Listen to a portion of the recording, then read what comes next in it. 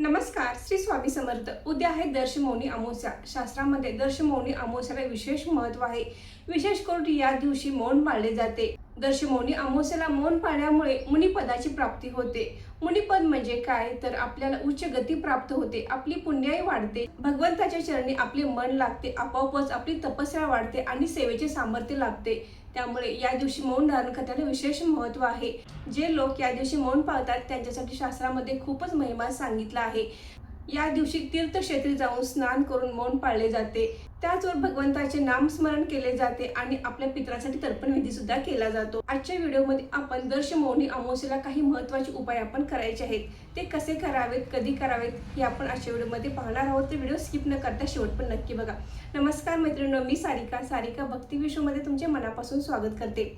शनिवार दिनांक 17 जानेवारीला उत्तर रात्री 12:03 अमावस्या तिथीला प्रारंभ होणार आहे आणि रविवारी उत्तर रात्री 1:21 अमावस्या तिथी संपणार आहे. तर उदय तिथीनुसार आपल्याला जे काही उपाय सेवा करायचे आहेत ते रविवारीच करायचे आहेत. शास्त्रामध्ये रविवारी जी अमावस्या येते त्याला विशेष असे महत्त्व आहे. त्याचबरोबर या अमावस्येला भानू अमावस्या देखील म्हटले जाते.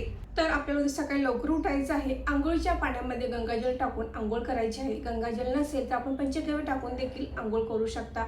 त्यानंतर आपले घर अंगण स्वच्छ करायचं आहे. उंबरठ्याला हळदीचे लेपन करायचं आहे. त्यानंतर देवपूजा करून घ्यायची आहे. देवपूजा करत असताना आपले देवघर पूर्ण स्वच्छ करून मगच देवपूजा करायची आहे. अमावस्या तिथी किंवा पौर्णिमा तिथीला देवी लक्ष्मीच्या पूजेला विशेष महत्त्व आहे. तुमच्याकडे देवी लक्ष्मीचा फोटो असेल तर फोटो स्वच्छ करायचा आहे आणि फोटोची पूजा करायची आहे. आणि मूर्ती असेल तर मूर्तीला अभिषेक घालायचा आहे. देवी समोर एक दिवा लावायचा आहे. श्रीसूक्त म्हणायचं आहे. अतिशय प्रभावी सेवा आहे. देवी लक्ष्मीच्या पूजनासाठी आपण श्रीसूक्त आवर्जून म्हणायचं आहे. त्याचबरोबर या दिवशी आपण देवीला खिरीचा नैवेद्य दाखवायचा आहे. तुम्ही कोणताही गोड पदार्थ करून नैवेद्य दाखवू शकता किंवा तांदळाची खीर बनवून त्याचाही नैवेद्य आपण देवीला दाखवू शकता. अमावस्या तिथी ही पितरांच्या सेवेसाठी खूप महत्त्वाची असते. तर आपण या दिवशी आवर्जून कावळ्यासाठी घास ठेवायचा आहे. तुमच्या घरी गाय असेल, आसपास कुठे गाय असेल तर तुम्ही गाईला पोळीचा नैवेद्य जरूर द्यायचा आहे. त्याचबरोबर या दिवशी कुत्र्यांना सुद्धा पोळी दिली तरी देखील चालेल. ते आपण प्रत्येक अमावस्येला आवर्जून करायचं आहे. अमावस्या तिथीला भगवान विष्णूंची आणि भगवान शंकराची सेवा करण्याला देखील विशेष महत्त्व आहे. विष्णूंचे स्थान असलेले पिंपळ वृक्षाची सुद्धा आपण या दिवशी पूजा करायची आहे.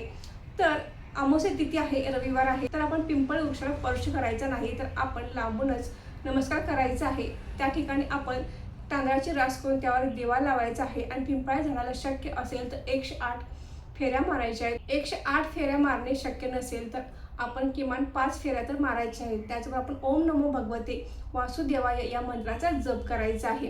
अतिशय प्रभावी सेवा आहे. पिंपळ वृक्षामध्ये भगवान विष्णूंचे स्थान असते, त्याचबरोबर पितरांचे देखील स्थान पिंपळ वृक्षावर असते. त्यामुळे या दिवशी दोन्ही सेवा आपल्या हातून घडतात. या दिवशी सायंकाळी दिवे लागण्याच्या वेळेला आपल्याला घराच्या दक्षिणेला एक दिवा लावायचा आहे आणि पितरांच्या सद्गतीसाठी प्रार्थना करायची आहे. मगाशी सांगितल्याप्रमाणे भगवान विष्णूच्या सोबत आपल्याला भगवान शंकराची सुद्धा सेवा करायची आहे. तर आपण या दिवशी आवर्जून रात्री 108 वेळा ओम नमः शिवाय या मंत्राचा जप करायचा आहे.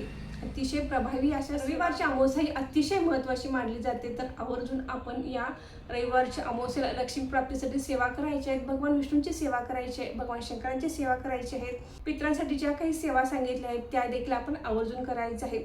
यामुळे आपल्या मागे असणारा पितृदोष कमी होण्यास मदत होते. त्याचबरोबर देवी लक्ष्मीची देखील कृपा आपल्यावर राहते. उद्या अमावस्या आहे तर जास्तीत जास्त सेवा करण्याचा प्रयत्न करा. तर आजचा व्हिडिओ इथे संपवते. आजची माहिती कशी वाटली कमेंट करून नक्की सांगा. व्हिडिओ आवडल्यास व्हिडिओ लाईक करा, शेअर करा. धन्यवाद.